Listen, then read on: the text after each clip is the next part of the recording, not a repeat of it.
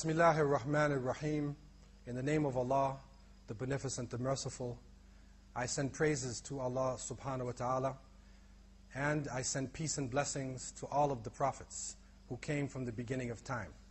From the time of Adam alayhi salam, the time of Noah alayhi salam, Noah, to Ibrahim, Abraham, peace be upon him, to Musa or Moses, peace be upon him, to Isa or Jesus, peace be upon him, and to the last prophet Muhammad, peace and blessings be upon him. We ask Allah to bless them and to give them the best for their striving and what they have left. And we begin in the greeting words of paradise. Assalamu alaikum wa rahmatullah. Alhamdulillah, all praises to Allah. This month of Ramadan is a great blessing for the believers. The Prophet Muhammad, peace be upon him, came to teach what was taught by those who came before him.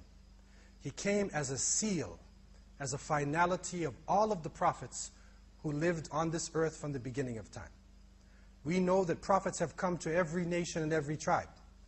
Prophets came to the Chinese people, to the Indian people, to African people, to the Middle Eastern people, to European people, to every nation, every grouping at one point in time had a messenger who taught them that they should submit to the Creator of the heavens and the earth. La ilaha illallah. There is nothing worthy of worship but Allah Azza wa Jal, Almighty and Majestic. The prophets also had a type of sharia, a type of law that was developed during their time. According to their tribe, according to their environment, this sharia was developed. But the Prophet Muhammad, peace be upon him, came not only to the Arabs but to the non-Arabs. He came to all of humanity and to the jinn. And he taught a message that was good not only 1400 years ago, but it is also good and shall always be good till the day of resurrection. He taught a message that all people could benefit from, that the young and the old, male and female, black and white, all languages can benefit from this message. And one of the great teachings in it is fasting. Imsak, as we would say in the Arabic language, abstinence. That the person controls themselves, that they abstain from eating, from drinking, from sexual activities during this blessed month of Ramadan.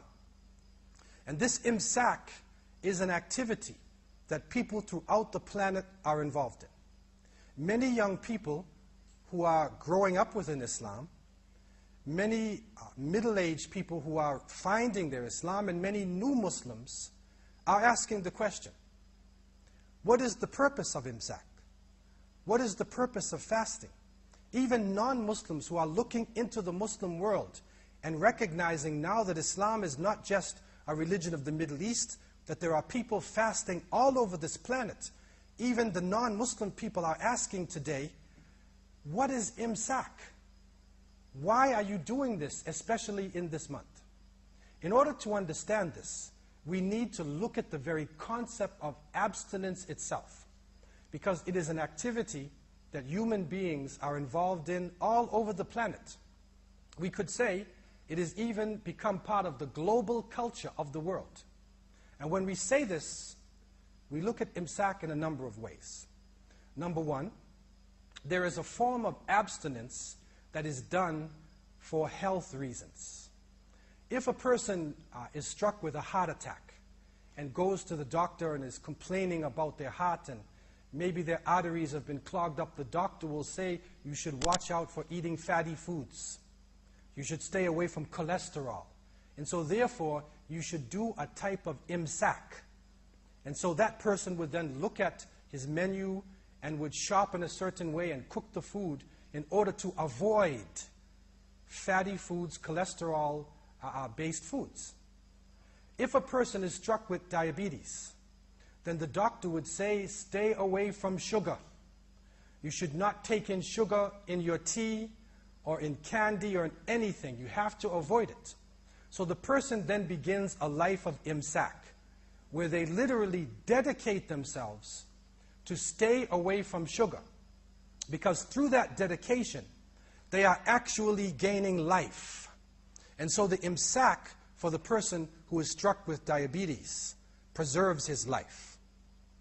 Imsak also comes for people who are struck with allergies. The allergy or the hasasiya, when this strikes the person, they have to do a test and they find out, am I allergic to peanuts? Am I allergic to sweet things? Whatever the person is allergic to, they will stay away from. And the doctor will say, you must do imsak. So you have to now structure your life around staying away from certain foods. You may have to stay away from the fur of dogs and cats.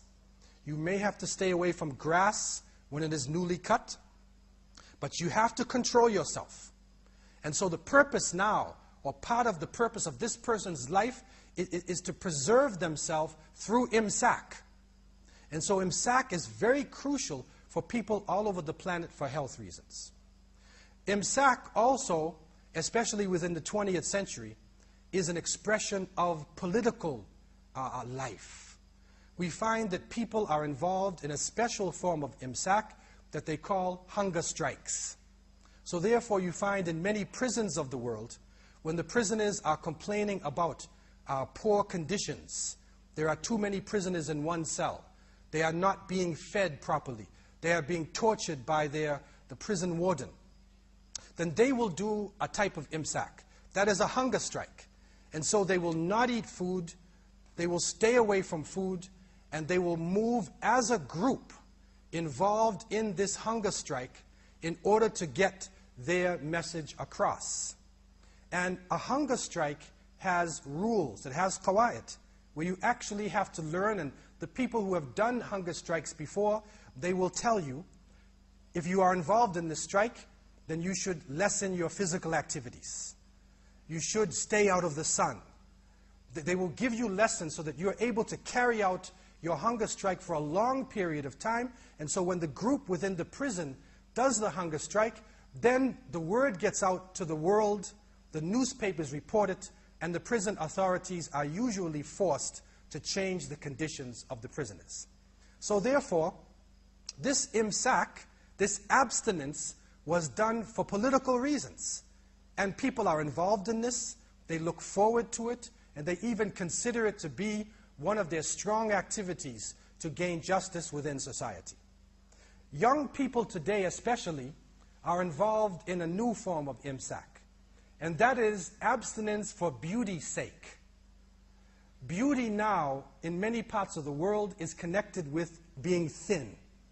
And so therefore people will try to stay away from carbohydrates and stay away from sugar, and they will eat less in order to be able to wear the special designer jeans or to put on certain clothing. They feel that having a thin body is a sign of being a modern person, so they will do imsak. They will stay away from foods. They will stay away from sweets in order to be beautiful.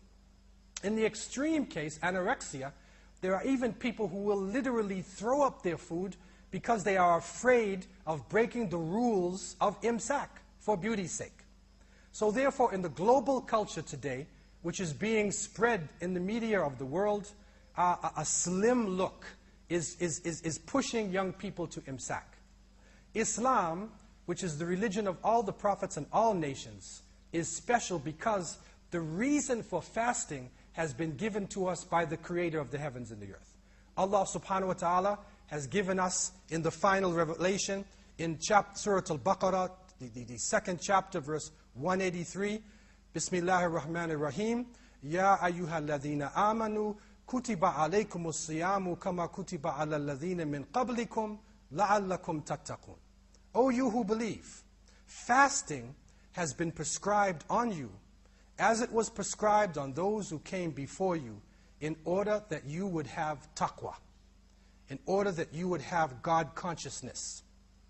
Now people in many religions look at fasting as a type of expiation, a punishment for the body, a type of physical purification. But in Islam, the final revelation, divine wisdom, has been given to us from above 7 heavens, لَعَلَّكُمْ تَتَّقُونَ, so that you would have taqwa. What is taqwa? The great scholars of Islam have told us It is a combination of al-khawf wal-raja, fear and hope. It is a wiqaya, it is a shield, a spiritual shield surrounding the believer. And so the fasting is not for beauty's sake. It is not a punishment. It is not for political reasons. It is not for health reasons, although in many cases we can gain good health. Our bodies will beautify, but that's not the purpose. It is to gain the consciousness of Allah. It is to gain that feeling of the presence of the Creator of the heavens and the earth that drives us towards right action. It helps us to be pious because we recognize the presence of the Creator and we give up food for Allah subhanahu wa ta'ala. We give up drinking for Allah subhanahu wa ta'ala. Imagine people living in the desert who need water in order to survive, but they give up the water for the Creator of the heavens and the earth. Imagine people who don't have that much food, but they will still give up their food for the Creator of the heavens and the earth. So fasting, when it is done for Allah, gives the believer a type of consciousness that they are able to come out of the month renewed with vigor. They recognize the presence of the Creator of the heavens and the earth. They have a shield around them. So when evil things have been are given to them, when the drugs are coming in the urban cities, when people are offering them to eat haram foods, when gambling comes and it appears that gambling will gain them something in this world, when the tests and trials and temptations of this world are placed before the believer after the month of Ramadan, it is the shield, it is the wiqaya, it is the fasting that comes to the assistance of that person. It is the consciousness of the presence of Allah subhanahu wa ta'ala, Creator of the heavens and the earth, that stops that individual so that they are able to say, no, I will not take those drugs. I will do it for Allah. No, I will not gamble. I will do it for Allah. No, I will not eat haram food. I will do it for Allah. Yes, I will pray on time. I will do it for Allah. Yes, I will go to pilgrimage if I have the istita'ah, the ability. I will do it for Allah. So the lessons of Ramadan, the fasting, becomes a shield, it becomes a stimulant for that person for the rest of the year. This is divine wisdom, and we are blessed as Muslims to be the followers of the last and greatest prophet, Muhammad ibn Abdullah. Peace and blessings be upon him. May Allah bless him forever and give the Muslims success in this life and the next. Wassalamu alaikum wa rahmatullahi wa barakatuh.